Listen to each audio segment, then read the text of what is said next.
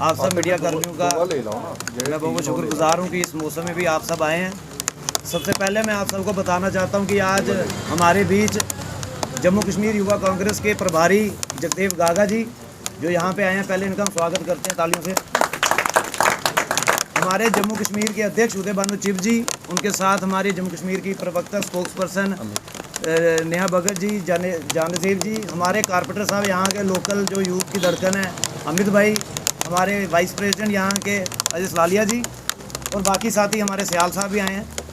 आज यहाँ का हमारा ये मकसद था कि जो एक प्रोग्राम यूथ कांग्रेस ने स्टार्ट किया है कि जो हमारा देश का यूथ है, हमारे जो जम्मू कश्मीर का यूथ है, उसको पॉलिटिक्स में आने के लिए call for youth in politics एक मुहिम स्टार्ट की है और उसके बारे में हमारे जम्मू कश्मीर के अध्यक्ष और हमारे प्रभारी जी इस बारे में आपको अच्छे से बताएंगे। धन्यवाद। नमस्कार साथियों, जिस तरह से सबका नाम साहिल जी ने ले ही लिया है, मैं सिर्फ ये कहना चाहता हूँ कि यूथ कांग्रेस की हमेशा ये कोशिश रहती है कि जो युवा है, जो आम परिवार से युवा है, उनको प्लेटफॉर्म मिले, उनको मौका मिले राजनीति में शामिल होने का। और call for youth in politics एक नेशनल लेवल का प्रोग्राम है यूथ कांग्रेस का, जिसमें टैलेंट हंट के थ्रू हम ये मौका देंगे सभी युवाओं को जो कांग्रेस के साथ जुड़ना चाहते हैं, जो देश की तरक्की पे रुचि रखते हैं और पब्लिक के जो मसले हैं उनको उठाकर देश को, भारत को और एक बेहतर देश बनाने में विश्वास रखते हैं, उनको, उन सभी युवाओं को प्लेटफॉर्म देने का काम इस प्रोग्राम से हम करेंगे। ज़्यादा ना बोलते हुए हमारी state spokes person Neha ji को मैं गुजारिश करूँगा वो बात करें। यहाँ पर हमारे साथ उपस्थित हैं हमारे इंडियन यूथ कांग्रेस के national incharge for Jammu and Kashmir Jagdev Gaga ji, हमारे जम्मू कश्मीर प्रदेश यूथ कांग्रेस के प्रधान उदय भानु चिब जी, हमारे साथ जनरल सेक्रेटरी हमारे जम्मू कश्मीर प्रदेश यूथ कांग्रेस के साहिल सिंह लंगे जी, हमारे जम्मू कश्मीर प्रदेश यूथ कांग्रेस के स्पोक्स पर्सन जहांजेब सिरवाल जी, हमारे डीसीसी वर्किंग प्रेसिडेंट और corporator Amit Sharma ji, district vice president Amit ji, Ajay सलालिया जी और नितिन जी भी यहाँ पर उपस्थित हैं। तो हमारा जो आज का प्रेस कॉन्फ्रेंस का मेन जो हमारा मुद्दा है वो यही है कि भारतीय युवा कांग्रेस ने राहुल जी की, हमारी चेयरपर्सन श्रीमती सोनिया गांधी जी की सोच को आगे बढ़ाते हुए हमारे जो national incharge for Youth Congress हैं कृष्णा सर और हमारे जो नेशनल प्रधान हैं श्रीनिवास बीवी जी की अध्यक्षता में एक प्रोग्राम स्टार्ट किया है, जहां पर हम पूरे देश के हर एक प्रदेशों में इस प्रोग्राम की लॉन्चिंग हो चुकी है, जिसका नाम है call for youth in politics. हमारे जो देश के युवा हैं वो अपनी आवाज़ को बुलंद करना चाहते हैं, देश के हर एक मुद्दे को, हमारे जितने भी लोग हैं उनके मुद्दों को जो हमारे युवा आगे उठाना चाहते हैं, उनके लिए एक प्लेटफॉर्म यूथ कांग्रेस लेके आई है जिसका नाम है call for youth in politics. इसी के लिए हम अपने देश के युवाओं को एक मौका दे रहे हैं, स्पेशली अब जम्मू कश्मीर में भी इसकी शुरुआत हो चुकी है, विभिन्न ज़िलों में हम इसको जाके लॉन्च करेंगे। तो हम अपने देश के युवाओं से यही कहना चाहते हैं कि आगे आइए, आपको एक प्लेटफॉर्म यूथ कांग्रेस दे रही है, इसमें ज़्यादा से ज़्यादा पार्टिसिपेट कीजिए। अब जहांजीर जी इसको ब्रीफ करेंगे। सबसे पहले मीडिया पर्सन्स का बहुत बहुत शुक्रिया यहाँ पर आने के लिए। जैसा कि पॉलिटिक्स कांग्रेस, यूथ कांग्रेस की ओर से जो प्रोग्राम लॉन्च किया गया है उसमें युवाओं की आवाज़ को देश की सरकार तक पहुंचाने के लिए, आपके लोकल मुद्दों से लेकर नेशनल मुद्दों तक हर एक मुद्दे पे बात रखने के लिए यूथ कांग्रेस जैसे पहले भी प्लेटफॉर्म प्रोवाइड करती रही है, आज भी प्लेटफॉर्म प्रोवाइड कर रही है। हम आपके माध्यम से, जितने लोग यहाँ पर मौजूद हैं, इनके माध्यम से ये विनती करते हैं कि इस प्रोग्राम को जगह जगह तक पहुँचाया जाए, ताकि ग्राउंड लेवल से, जो हमेशा से कांग्रेस का मानना है कि ज़मीनी स्तर से लोगों को उठाकर उनकी आवाज़ को बुलंद किया जाए, तो उसी ज़मीन से उठे हुए लोगों को उठाने के लिए, उनकी आवाज़ को उठाने के लिए एक बार फिर यूथ कांग्रेस ने बेड़ा उठाया है। तो इसमें जो आपको बैनर्स वगैरह के माध्यम से, सोशल मीडिया के माध्यम से लिंक्स दिए जाएंगे, जिन पर आकर आप लोग फॉर्म भरेंगे, आप लोग अपनी आवाज़ रखेंगे और यूथ कांग्रेस के साथ जुड़ने का आप सबको मौका मिलेगा। Thank you so much. अगर कंपैरिजन किया जाए भाजपा के जो यूथ कार्यकर्ता हैं, हम देखते हैं कि उनके द्वारा कई रैलियाँ भी की जाती हैं, लेकिन जो यूथ कांग्रेस रियासी की अगर बात करें तो ज़मीनी स्तर पर कहीं नहीं दिखता है। ईडीसी इलेक्शन की भी अगर बात करें तो वहाँ भी प्रचार के दौरान भी ज़्यादा यूथ कांग्रेस के कार्यकर्ता नहीं दिखते। देखिए, राजनीति में दो तरह के काम होते हैं, एक दिखाने के लिए और एक करने के लिए। और जो हमारी विचारधारा है, हमारी लीडरशिप है, हम लोगों की सेवा करने में ज़्यादा विश्वास करते हैं। यहाँ तक आपने काम की बात की तो मैं आपको हमारे पास डॉक्यूमेंट्स हैं, सोशल मीडिया में भी आप चेक कर सकते हो, चाहे रियासी हो, जम्मू हो, पूरा जम्मू कश्मीर हो, कोविड के समय जो लोगों की सेवा यूथ कांग्रेस ने की है, मैं ये दावे के साथ कह सकता हूँ इससे ज़्यादा अगर किसी ने की हो। यहाँ सरकार भी नहीं पहुँची, वहाँ यूथ कांग्रेस के हमारे लोग पहुँचे। बाहर स्टेटों से भी जो लोग यहाँ फंसे हुए थे, पूरा एक नेटवर्क था जिसका हमने इस्तेमाल करके कोविड में जो सेवा का काम यूथ कांग्रेस ने किया है, मैं उसको भली भांति जानता हूँ और उसको इग्नोर नहीं कर सकता। हाँ, एक चीज़ है कि किसी को दिखाने के लिए कोई मुद्दे उठाएं। अगर आपने बीजेपी के युवा विंग की बात की तो उन्हीं की सरकार, उन्हीं के डिसीजंस और उन्हीं का युवा विंग उनके खिलाफ बोले तो ये पाखंड जो है ये लोग अब समझ चुके हैं। आपकी लीडरशिप अगर आपकी बात नहीं मान रही तो आप हिम्मत रखिए जनता को बोलने का कि हम युवा हैं बीजेपी के और ये हमारी बात नहीं मान रही, तो हम जनता की बात कब मानेंगे? आप अगली बार इनको वोट मत देना बीजेपी को। तो मैं मानूं जो प्रोटेस्ट वो करते हैं वो सच्चे मन से करते हैं। दिखावा और करने में बहुत फ़र्क होता है, वो ऐसा नहीं बोलेंगे। और जो मगरमच्छ के आंसू हैं वो जनता पहचान चुकी है। और आने वाले समय में मैं फिर से बोलूँगा, जैसे डीडीसी इलेक्शन की बात की, लोकसभा के कंपैरेटिवली कांग्रेस का वोट परसेंट बहुत हद तक बढ़ा है और आने वाली असेंबली इलेक्शंस में इसका मुंह तोड़ जवाब, जो गलत एंटी JNK पॉलिसीज बीजेपी की रही हैं, असेंबली इलेक्शंस में उसका जवाब अच्छे से बीजेपी को मिलने वाला है। राजनीति में एक पैमाना होता है, अगर आपने काम किए होते तो वो जो डीडीसी के हाल ही में इलेक्शन हुए उसमें कहीं ना कहीं कांग्रेस को फ़ायदा होता भी दिखता, लेकिन वहाँ पे फ़ायदा होता नहीं दिखा है। मात्र एक सीट ही 14 सीटों में से रियासी ज़िले में आपको मिली है। तो अगर आपने काम किए तो क्या लोगों ने आपके काम को नहीं समझा या काम ही नहीं हुए? देखिए, एक युवा नेता होने के नाते मैं आपको एक चीज़ बताना चाहता हूँ और इसकी जिम्मेदारी भी लेना चाहता हूँ कि इलेक्शन से पहले बहुत से ऐसे मुद्दे थे, चाहे वो टोल प्लाजा का मुद्दा हो, चाहे वो बिजली के निजीकरण का मुद्दा हो, हमारे से स्टेट छीनकर हमें यूटी बनाकर डिग्रेड करने की बात हो, महाराजा हरि सिंह जी ने जो हमें नौकरियों का और हमारी ज़मीन की सुरक्षाओं का प्रावधान हमारे लिए रखा था वो छीनने की बात हो, सब चीज़ें बीजेपी ने की, हमसे छीनी, वो गलत किया और लोगों का रोष था।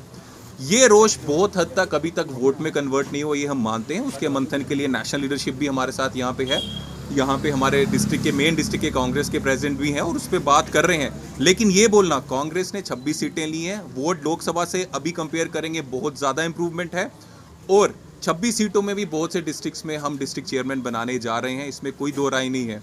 और आने वाले समय में जो बीजेपी का नकाब है, जो झूठा नकाब है, उसको बेनकाब करने का मुहिम यूथ कांग्रेस और मेन कांग्रेस ने ले ली है और जो जनता के मुद्दे हैं और ज़्यादा तक लाएंगे। सीधी सी बात है, 2G पे क्यों रखा है अभी तक? क्योंकि जो संघर्ष हम कर रहे हैं, जो संघर्ष आप लोग कर रहे हो, वो ज़्यादा से लोगों तक ना पहुँचे।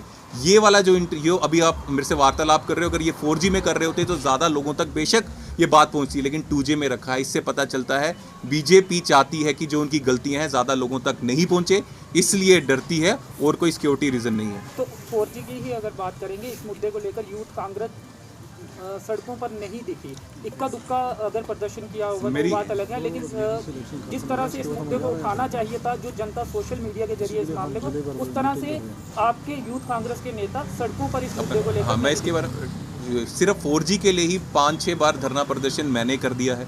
कठुआ में भी किया है, जम्मू में भी किया है, रियासी में भी 4G के कारण 4G के लिए अमित जी की अध्यक्षता में, अजय जी की अध्यक्षता में ये प्रोग्राम हुआ है।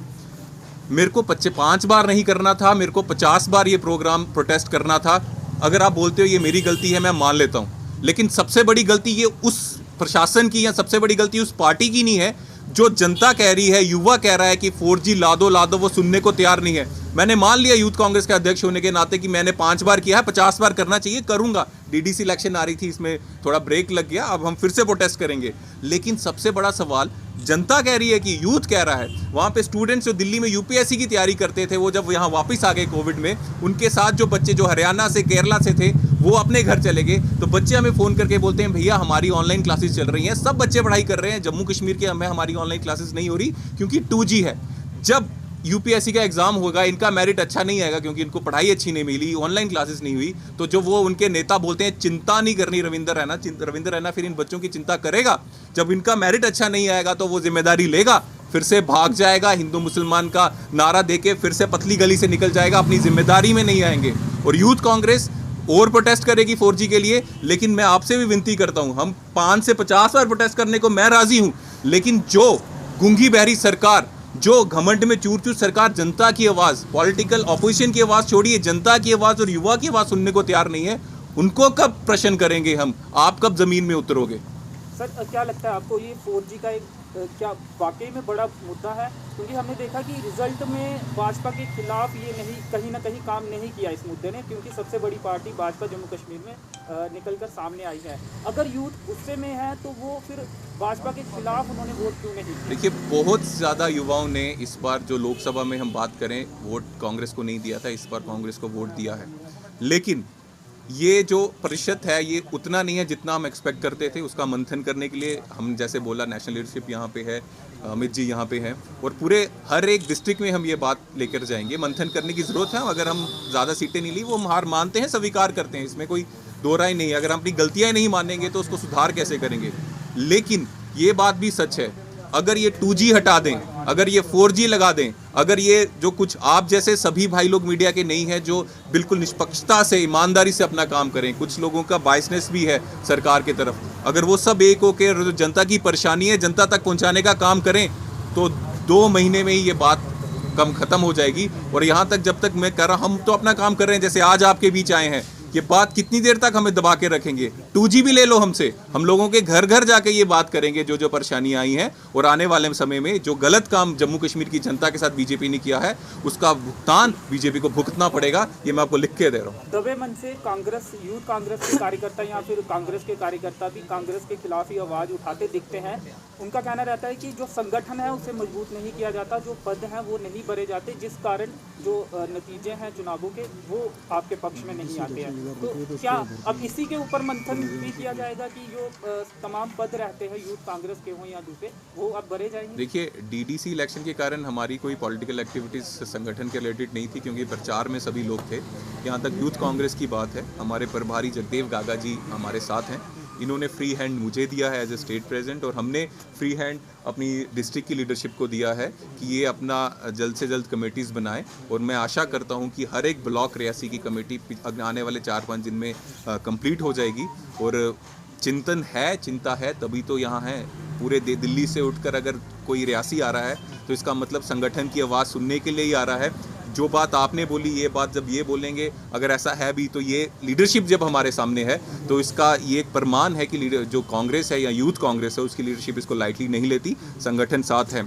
हाँ, कुछ लोग कांग्रेस के खिलाफ इस समय में बोलते हैं, वो मैं साफ साफ पहले भी बहुत बार बोल चुका हूँ।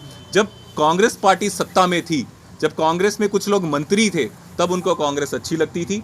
जब कांग्रेस ऑपोजिशन में आई, जब कांग्रेस के लिए खून पसीना एक करने का समय आया, तो भागकर वो बीजेपी में चल जाएं और कहीं और चले जाएं और बोलें कि कांग्रेस गंदी थी, तो ऐसा चलेगा नहीं।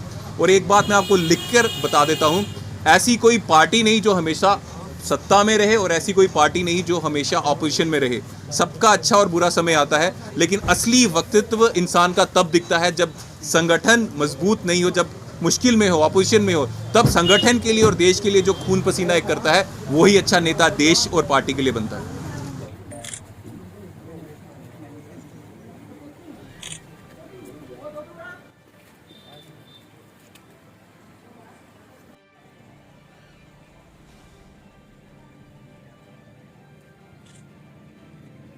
यहाँ पर एनएसयूआई थी ही नहीं, बिल्कुल भी नहीं थी। मैं मौके का पूरा फायदा उठाया, पूरी मेहनत भी की, थोड़ी बहुत जितनी हो सकती थी अपने से पूरी। ऊपर ऊपर काम करती है, मुस्लिम करके लड़ाइयां लगवा कर ये पार्टी आज सत्ता में बैठी है। मैं तुझे सारे ये मुबारकबाद देना कि तो सारे इधर आए हो और इस प्रोग्राम की सक्सेसफुल किया है। अज का प्रोग्राम जेड़ा मेन मकसद है, call for youth in politics, कि युवाओं की पॉलिटिक्स में कियां जोड़ना और उन्हें बुलाओ। इनकी कुछ होप होनी है, कुछ उम्मीद होनी है कि क्या कांग्रेस पार्टी इनकी आवाज बनी सकती है, यूथ कांग्रेस इनकी आवाज बनी सकती है। इस गल ये सारे जुड़े, इन्हें DDC में मेहनत की है सारे लोगों, और कि हमें वहाँ पे हमारा ग्राउंड लेवल पे हमें वर्कर मिल चुके हैं। और अगर हम उस ग्राउंड लेवल के वर्कर को, जिन लोगों ने DDC कंटेस्ट की है, हम उनको अपने टच में रखें। और उन ऑर्गेनाइजेशन स्ट्रक्चर जो है पार्टी का, चाहे वो यूथ का हो, चाहे वो NSGI का हो, किसी का भी हो, तो वो बनाने की जरूरत है। सिर्फ इसलिए विड्रॉ किया इन्होंने कि बीजेपी ना जीतनी चाहिए यहाँ पे।